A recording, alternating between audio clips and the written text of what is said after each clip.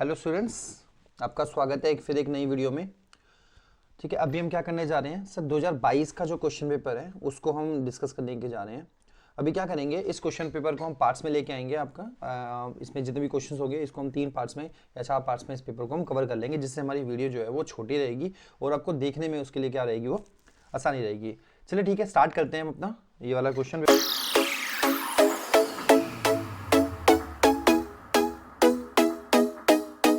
2024 का question paper है आपका, ये सॉरी 2022 का क्वेश्चन पेपर है ये। ओके, ये 2022 2022 का पेपर है। एक्चुअली 22 में क्या हुआ था आपका, बेसिकली सीबीएसई ने क्या किया था, इसको 2 टर्म में डिवाइड कर दिया, टर्म 1 एंड टर्म 2। ठीक है, ऐसे क्लासिफाई कर दिया था, टर्म 1 टर्म 2। तो अभी हम क्या कर रहे हैं, ये जो पेपर है आपका, ये है आपका टर्म 2 का पेपर। ठीक है, पहले हम इसको कर लेते हैं, उसके बाद जो हमारी नेक्स्ट वीडियो आएगी उस वीडियो में क्या करेंगे, टर्म फर्स्ट जो है वो उसको भी डिस्कस कर लेंगे। चलिए देखते हैं, सीधा क्वेश्चन पे आते हैं। अभी हम क्या करेंगे, इस पेपर के पहले हम फर्स्ट पार्ट में जो आपके 5 क्वेश्चंस हैं उनको, ऊपर के 5 क्वेश्चंस पहले उनको करेंगे हम, ऐसे ऐसे हम करके क्या करेंगे, इसकी वीडियो आगे बना लेंगे। चलिए देखते हैं पहला क्वेश्चन क्या है आपका। ओके, फर्स्ट क्वेश्चन क्या कहता है, using a suitable diagram, using a suitable example, distinguish between positive externality and negative externality। देखिए क्या होता है, जो ये एक्सटर्नलिटी होता है ना, बेसिकली क्या होता है, ये एक्सटर्नलिटी होती है जब हम कोई भी काम करते हैं तो उसका उसकी जो कॉस्ट होती है, जब उसको हम कंसिडर नहीं करते तो उसको क्या बोलते हैं, हम एक्सटर्नलिटी बोलते हैं, यानी कि एक्सटर्नल इफेक्ट भी कह सकते हैं इसको हम। क्या कहते हैं, external effect which are not counted, which are not counted or included, हमने कोई काम किया, उस काम से क्या हुआ आपका, उसका कुछ एक्सटर्नल इफेक्ट आया होगा, तो उसको जब हम कंसिडर नहीं करते ना तो उसको क्या बोलते हैं, हम एक्सटर्नलिटी बोलते हैं। अब से जो ये एक्सटर्नलिटी होती है आपकी, वो 2 तरह की होती है। ठीक है, जब हमारे काम से किसी दूसरे व्यक्ति को, थर्ड पर्सन को क्या होता है, कुछ बेनिफिट होता है, तो उसको हम क्या बोलते हैं, पॉजिटिव एक्सटर्नलिटी बोलते हैं। एंड अगर हमारे किसी काम से किसी दूसरे पर्सन को हार्म पहुंचता है तो उसको क्या बोलते हैं, हम नेगेटिव एक्सटर्नलिटी। फॉर एग्जांपल अगर हम पॉजिटिव एक्सटर्नलिटी के एग्जांपल की बात करें, तो अगर मैंने अपने घर में क्या कर दिया, अपने घर में मैंने एक गार्डन लगा दिया। ठीक है, अब इसमें मैंने गार्डन लगा दिया, इसमें पेड़ लगा दिए। अब इस पेड़ लगाने की वजह से होगा क्या, तो मैंने तो इसको पेड़ को लगाया, ठीक है, लेकिन जो इसका जो इसकी जो छाया होगी, या फिर हम कह सकते हैं इससे जो हवा आएगी, तो वो आसपास के लोगों को भी बेनिफिट प्रोवाइड करेगी। तो ये किसका एग्जाम्पल हो जाएगा सर, ये हो जाएगा आपका पॉजिटिव एक्सटर्नलिटी एग्जाम्पल हो जाएगा। ठीक है, उसके अलावा नेगेटिव एक्सटर्नलिटी की बात करें तो जब हम बाइक चला रहे हैं या फिर हम कोई कार चला रहे हैं, तो हम बेसिकली उसकी कंसिडर करते हैं कि जो कॉस्ट आती है, हमने पेट्रोल खर्च किया या फिर जो हमने बाइक खरीदी होगी, बट उस बाइक को चलाने से जो हमारा एनवायरमेंट हार्म हो रहा है या उसका जो पॉल्यूशन हो रहा है, उसकी पॉल्यूशन की वजह से किसी की हेल्थ जो होती है वो नेगेटिव रूप से इंपैक्ट हो रही है, तो उसको क्या बोलते हैं, हम नेगेटिव एक्सटर्नलिटी बोलते हैं। यानी कि इसका क्या होता है, दूसरे व्यक्ति को ये हार्म करता है। ठीक है, ये दूसरे व्यक्ति को हार्म करता है और ये क्या करता है, ये बेनिफिट प्रोवाइड करता है टू अदर पर्सन, ये बेनिफिट प्रोवाइड करता है। तो ये हो गया हमारा क्वेश्चन। अच्छा, 2 मार्क्स में क्वेश्चन आया था सिंपल। ठीक है, अब इसमें 2 मार्क्स के क्वेश्चन है आपके स्टार्टिंग में, तो इसको हम देख लेते हैं। ये हो गया हमारा क्वेश्चन। नेक्स्ट देखते हैं sir, stock concept and flow concept क्या होता है। देखिए, स्टॉक कंसेप्ट क्या होता है आपका, सर ये हम किसी पर्टिकुलर पॉइंट ऑफ टाइम पे मेजर करते हैं, ओके। और जो फ्लो होता है वो हम कहते हैं over a period of time, या फिर इसको during a particular time period. जब हम इसकी बात करते हैं तो ये क्या हो जाएगा, आपका फ्लो कंसेप्ट होता है। फॉर एग्जांपल हम बात करते हैं वेल्थ की, इसका एग्जांपल क्या हो जाएगा, वेल्थ। तो wealth is example of stock concept and same income is example of flow concept. Okay, so wealth हो गई आपकी, प्रॉपर्टी की बात करते हैं वो भी इसमें आ जाएगा। ठीक है, तो इनकम जो होती है वो फ्लो कंसेप्ट होता है आपका। नेक्स्ट आता है क्वेश्चन नंबर 2 पे हम आते हैं। वो कहता है at higher level of income people generally have lower MPC या marginal propensity to consume। देखिए सर, MPC का मीनिंग क्या होता है, MPC का मीनिंग होता है आपका MPC equals to delta C by delta Y। ठीक है, तो ये होता है आपका, बेसिकली क्या दिखाता है कि जब हमारी इनकम इंक्रीज हो रही है, तो इनकम इंक्रीज होने से जो हम एडिशनल कंजम्पशन करते हैं उसी को मेजर कैसे करते हैं, एमपीसी। वही हमको बताती है कि हमने अपनी इंक्रीज इनकम का कितना पोर्शन जो है वो स्पेंड कर दिया। ओके, तो ये कहता है आपका कि जब लोगों की इनकम ज्यादा होती है तो उसका एमपीसी क्या हो जाता है, वो कम होता है। तो जनरली होता क्या है कि जब हमारी इनकम कम होती है, कम होती है, तो हम अपनी जो बेसिक नीड्स होती है ना, बेसिक नीड्स, उसको हम क्या कर सकते हैं, बेसिक नीड्स को हम क्या कर लेते हैं, ऑलरेडी फुलफिल कर लेते हैं। बेसिक नीड्स क्या होती है आपकी, फुलफिल हो जाती है, ठीक है। जब हमारी बेसिक नीड फुलफिल हो गई है तो जैसे जैसे हमारी इनकम इंक्रीज करती जाएगी ना, तो बेसिक नीड्स हमारी ऑलरेडी फुलफिल हो चुकी है, तो हम क्या करते हैं, हमारा बेसिक नीड्स तो हमारी हो ही गई है भाई, खाना तो हम कर ही रहे हैं, तो उसके बाद जब हमारी एमपीसी इंक्रीज करेगी ना, तो लोग क्या करते हैं, सेविंग्स जो होती है ना लोगों की, वो क्या होती है, वो इंक्रीज होती जाती है। इसलिए हम कह सकते हैं जो गरीब व्यक्ति होता है वो पैसा कम सेव करता है, लेकिन उसका कंजम्पशन ज्यादा होता है, क्योंकि उसने अभी बेसिक नीड्स को फुलफिल नहीं किया होता है। लेकिन जो अमीर व्यक्ति होता है उसकी सेविंग्स ज्यादा होती है, क्योंकि वो ऑलरेडी उन चीजों को कंज्यूम कर चुका होता है।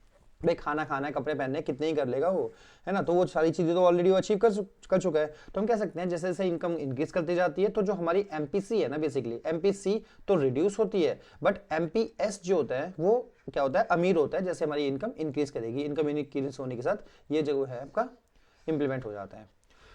सो ये भी हो गया हमारा, ठीक है। नेक्स्ट आते हैं, state any two harmful effect of global warming. देखो ग्लोबल वार्मिंग के कोई दो नेगेटिव इंपैक्ट की बात कर सकते हैं हम सर। क्या हो सकता है आपका सर, एक तो होता है आपका सी लेवल। सी लेवल, देखो ग्लोबल वार्मिंग से क्या हो रहा है आपका सर, ग्लोबल वार्मिंग से हमारे जो ग्लेशियर्स हैं वो आपकी पिघलती जा रही है। ग्लेशियर्स के पिघलने की वजह से सी लेवल क्या होता है, वो इंक्रीज होता जाता है। और क्या हो सकता है इससे, और इससे हो सकता है आपका एग्रीकल्चर। एग्रीकल्चर क्या होता है, वो नेगेटिव रूप से क्या होता है आपका, वो इंपैक्ट हो रहा है। एग्रीकल्चर भी कह सकते हैं आपका, या फिर फिशरीज हो सकती है आपकी, फिशरीज, क्योंकि भाई फिशरीज हो गई आपकी, है ना। कैसे सर, अगर ग्लोबल वार्मिंग बढ़ रही है तो अर्थ का जो एवरेज टेम्परेचर बढ़ रहा है, जब अर्थ का एवरेज टेम्परेचर बढ़ रहा है तो जो हमारी जो एक लिमिटेशन होती है आपकी उसकी टेम्परेचर की, वो भी क्या होती है, वो एक्सीड होती जा रही है। तो ह्यूमन तो उसको अडॉप्ट कर लेता है, लेकिन जो फिश हम कह सकते हैं जो मरीन एनिमल्स होते हैं, मरीन्स में रहने वाले जो जीव हो गए आपके, मछलियाँ हो गई, वो क्या होती है, वो सडन उसको चेंजेस को एक्सेप्ट नहीं कर पाती, तो हो सकता है वो तेजी से मरना भी शुरू हो जाए, ये भी हो सकता है आपका। तो हम ये कह सकते हैं कि ये दो मेन रीजन तो आपके हो सकते हैं ग्लोबल वार्मिंग के, सी लेवल आपका इंक्रीज करता है और एग्रीकल्चर आपका क्या हो रहा है, वो खराब हो रहा है। उसके अलावा आपके मरीन पे इसका नेगेटिव इंपैक्ट पड़ सकता है, इसको भी हम कंसिडर कर सकते हैं हार्मफुल इफेक्ट के अंदर में।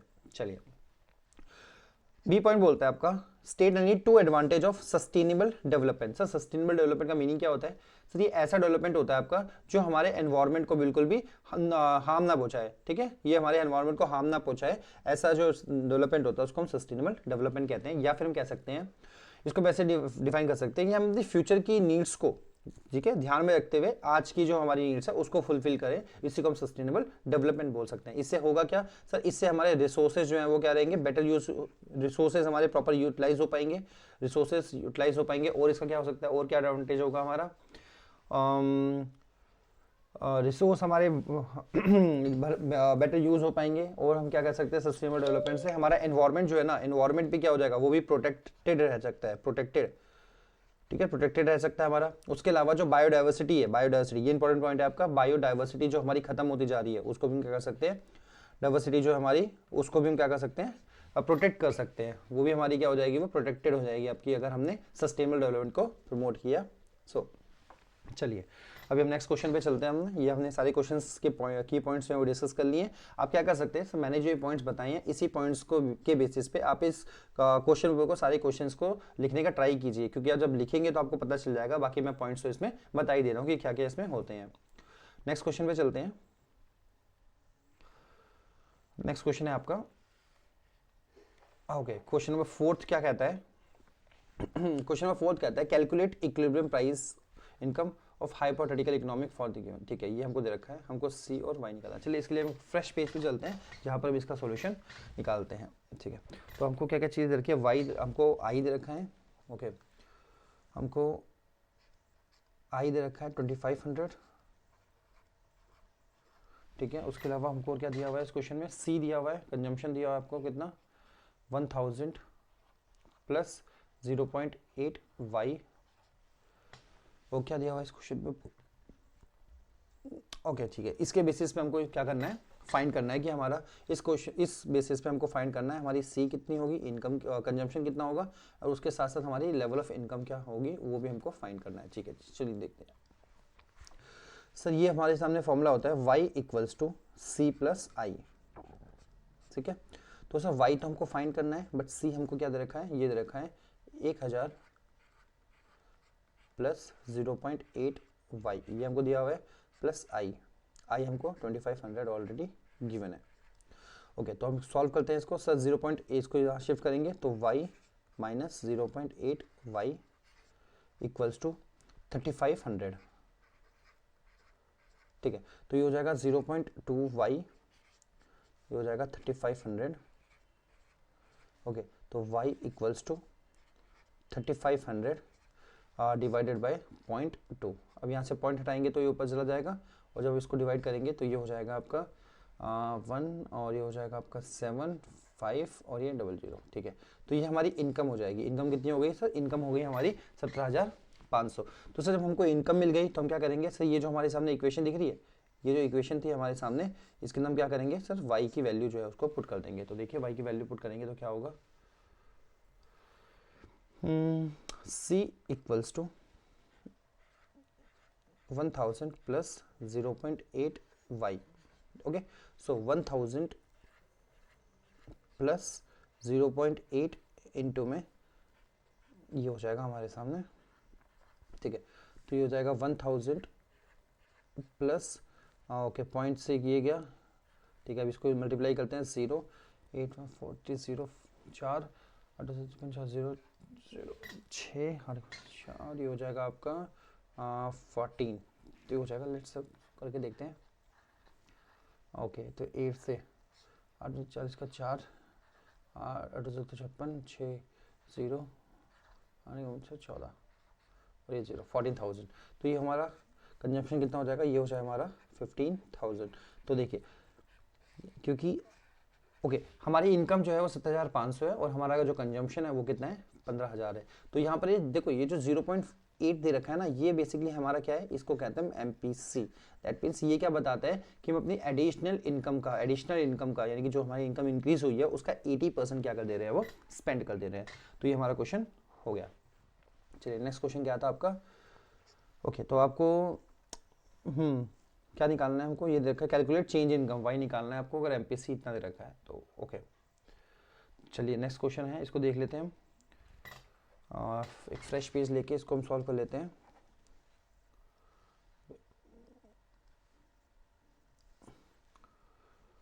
ठीक है, सो ये कहता है एमपीसी हमारा क्वेश्चन में दिया हुआ है 0.75, एंड हमको डेल्टा आई थिंक गिवन है। डेल्टा आई कितना गिवन है हमारे क्वेश्चन में? एक बार देख लेते हैं दोबारा से। डेल्टा आई गिवन है 20,000। ठीक है, तो हमको फाइंड क्या करना है सर? हमको डेल्टा वाई यानी कि चेंज इन इनकम जो है वो फाइंड करना है। देखिए जो क्वेश्चन है आपका, ये क्वेश्चन किसका है सर? ये क्वेश्चन आपको निकलेगा इन्वेस्टमेंट मल्टीप्लायर की हेल्प से। इन्वेस्टमेंट मल्टीप्लायर, उसकी सहायता से ये क्वेश्चन आपका निकलेगा, जिसको हम किससे रिप्रेजेंट करते हैं? बेसिकली ये होता है के। तो देखिए सर, के का फॉर्मूला क्या होता है? के का फॉर्मूला होता है के इक्वल्स टू 1 अपॉन में 1 माइनस एमपीसी, ये फॉर्मूला होता है। ओके, तो इस क्वेश्चन में हमको 1 अपॉन में 1 माइनस एमपीसी कितना दे रखा है? 0.75 दे रखा है। ओके, तो ये हो जाएगा आपका 75 था ना, तो इसको मैं मिस्टेकली मैंने लिख दिया है, इसको चेंज करता हूँ। तो ये हो जाएगा 75, तो हो जाएगा 1 अपॉन में 0.25, तो ये पॉइंट हटाए यहाँ पर, 00 ऊपर चला गया, तो ये हो जाएगा 4। तो के की वैल्यू कितनी है सर? के की वैल्यू है हमारी 4। ठीक है, यानी कि इन्वेस्टमेंट मल्टीप्लायर कितना है आपका? 4 है। चलिए देखें, आगे करते हैं सर। के अब एक देखें, के का एक और फॉर्मूला होता है हमारे सामने, वो होता है K equals to delta Y upon में डेल्टा आई। बेसिकली क्या बताता है कि हमारी कितनी इन्वेस्टमेंट अगर हम करते हैं, इनिशियल इन्वेस्टमेंट करते हैं, उससे कितने मल्टीपल टाइम जो है हम इनकम जनरेट कर लेंगे, उसी को क्या बोलते हैं? इन्वेस्टमेंट मल्टीप्लायर बोलते हैं। तो देखिए इसको सॉल्व करते हैं सर। के हमको 4 मिल गया था, डेल्टा वाई हमको फाइंड करना है, और डेल्टा आई क्वेश्चन में गिवन है 20,000। ओके, तो इसको हम सॉल्व करेंगे तो delta Y equals to 20,000 into में 4, तो ये हो जाएगा आपका 80,000। ओके, ठीक है, तो ये कहता है अगर हम हमारी इनिशियल इन्वेस्टमेंट 20,000 है तो हम कितनी इनकम जनरेट कर लेंगे सर? 80,000 इनकम जो है हम जनरेट कर लेंगे इससे। ठीक है, तो ये भी हमारा क्वेश्चन जो है वो हो गया। बेसिकली क्या था ये? क्वेश्चन नंबर 4 का बी पार्ट। ओके, इसका ये वाला क्वेश्चन था क्वेश्चन नंबर 4 का ए पार्ट। नहीं, ये एक्चुअली में और में था क्वेश्चन, तो इसको हम और में लिख देते हैं। ठीक है, अभी ये हो गया हमारा क्वेश्चन। ठीक है, ये दोनों हमने कंप्लीट कर लिए। अब आते हैं नेक्स्ट क्वेश्चन के ऊपर में। ठीक है, ओके, क्वेश्चन है in any country as income rises the consumption of infrastructure requirement change significantly. देखिए दिमाग लगाने वाला क्वेश्चन है और बहुत अच्छा क्वेश्चन है ये। Do you agree with the statement? देखिए क्या कहता है ये, इसका कहने का मतलब ये है कि जब इनकम इंक्रीज होती है तो इंफ्रास्ट्रक्चर कंपोजिशन भी चेंज हो जाता है, बिल्कुल चेंज हो जाता है। सर कैसे? देखिए जब इनकम इंक्रीज होगी तो इनकम जब हमारी इंक्रीज होती है ना तो हमारी जो कंजम्पशन पैटर्न है, कंजम्पशन पैटर्न क्या होता है आपका, वो भी चेंज होता है। कंजम्पशन पैटर्न क्या होता है आपका, वो भी चेंज होता है।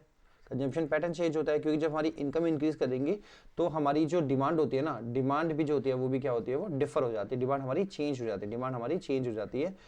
डिमांड कैसे सर? काइंड की बात करें हम, जो हमारा वो भी चेंज हो जाता है। हम डिफरेंट तरह की चीज़ें जो होते हैं उसको डिमांड करते हैं। जैसे लेट सपोज एग्जांपल ले लेते हैं, जैसे हमारी इनकम इंक्रीज हुई तो हम जो है वो कार की डिमांड जो है हमारे लिए इंक्रीज हो जाएगी, क्योंकि कार इंडिया में लग्जरी आइटम होता है बेसिकली।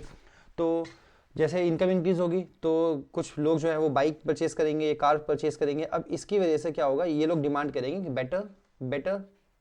बेटर